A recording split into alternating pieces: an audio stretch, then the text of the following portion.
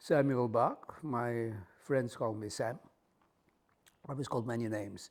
I was called Samek when I was born, or Samunia. I was called Samuele. I was called Samuel. I was called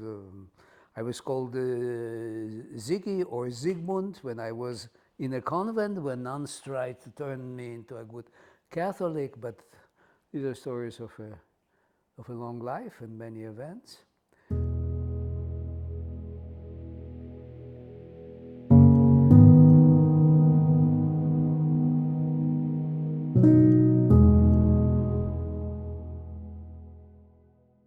I started to draw when I was about a year and a half, 2 years. I must say that my mother was a student of an art school, so she certainly encouraged me to take up a pencil or a brush in my hand, and and then I started to produce some images that were astounding the people around me. And my grandmother, who had a brother who was very famous in Berlin, he was the he was a poet, a published writer. He was an expressionist painter. He was a kind of universal man. When he received a package of my drawings done at age 3, he sent immediately a letter to the family. Kunst, Kunst und Kunst. It means art, art, and art only for this boy. Don't, don't bother him with anything else. Here things have developed. There was a war. There was a war. I found war a very interesting thing because things somehow changed. There were lots of people that were fleeing and they were going through our house and they all admired my painting, and suddenly I had so many beholders that were telling me how wonderful I was. So I thought that war was wonderful.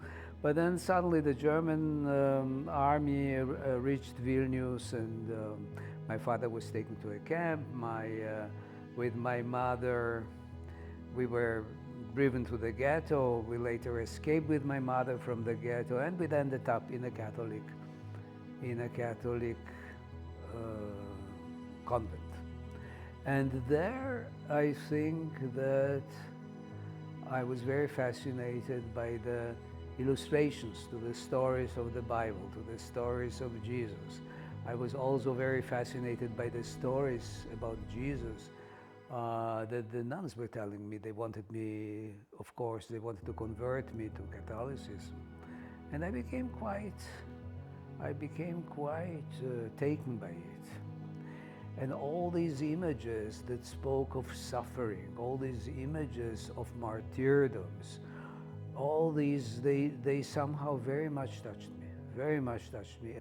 So in terms of my art, I have achieved something really quite extraordinary, that I can imagine my paintings not hanging above the couch of a very rich collector, but hanging in a place where students from a university, some of them even coming from very modest backgrounds, come and look and think and figure out whatever it is that I am telling them in my art.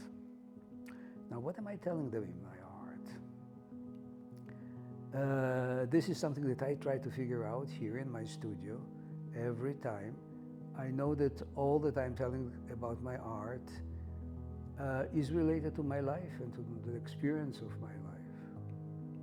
Now, I began, of course, with things inspired of the early existence of Israel, with some figurative, some abstract things, and then went into more abstraction and had my success as a painter of abstract paintings. But then I somehow felt they were not sufficiently talkative, maybe because I'm a talkative person.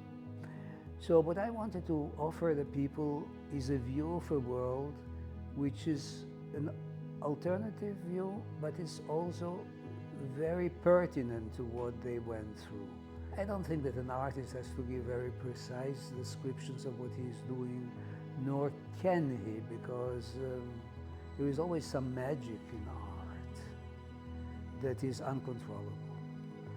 And the magic works only if people, other people, people who don't know you, have never met you before, feel somehow engaged by them.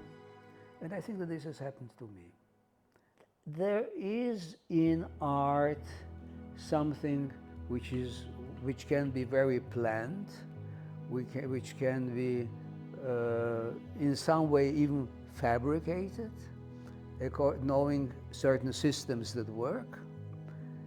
And yet there is also something that can come up which is almost beyond the explanation or the understanding of the artist himself who creates it.